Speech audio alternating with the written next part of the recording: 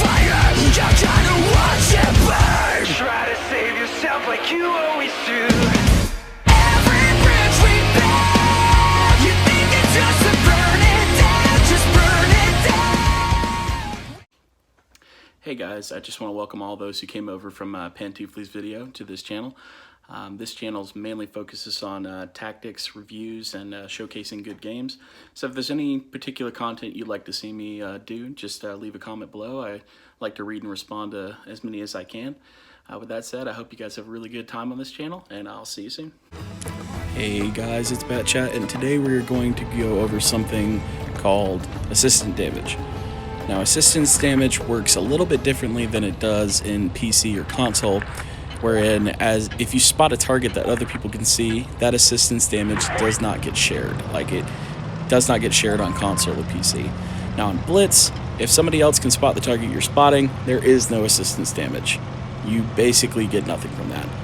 So the best way to get assistance damage and get masteries off of that is to track targets. Now this game is a really excellent look into that, where I'm going to be playing the T-62A, the Tier 10 Russian medium tank, and we're here on, I think it's Desert Sands, and the best spot for a medium like this is in a spot like this where you can go hull down near the middle, spotting tanks that your allies can't quite see yet. So I was hoping to catch most of the TDs and heavies before they crossed, but I think most of them already got around. And now all we're trying to do is get some opportunity shots into this M60 before he backs up. Now, there's no good way to track him there, but if he turns a little bit more, we might be able to get a tracking shot on him. And unfortunately, that one kind of goes down into the dirt.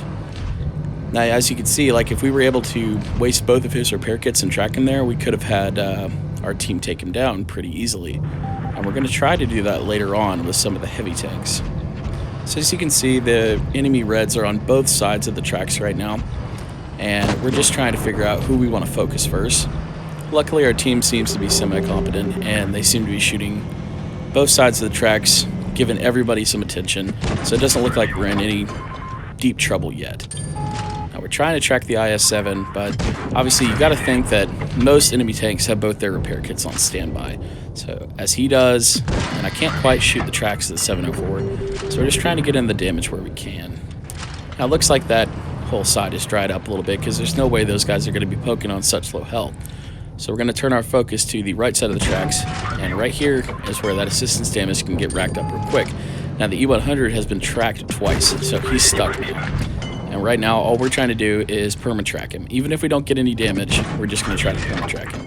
And unfortunately here, because of the M60, I kind of screwed my shot up. I should have shot into the front track wheel where there was no spaced armor, so just below the spaced armor side skirt of the E100. That would have been able to damage him. So now we're going to try to save our E4. We probably won't get there in time. And we're going to come over here. And unfortunately, there's no real solid way, no reliable way to track a Sheridan on the run. So we're just going to focus on getting damage in. Right now we're trying to stay to the rear of his tank so we won't be able to get any shots on us because of that lack of gun depression. Now the M60 made a pretty poor choice there, rushing a full health tank when he was only a 2-shot.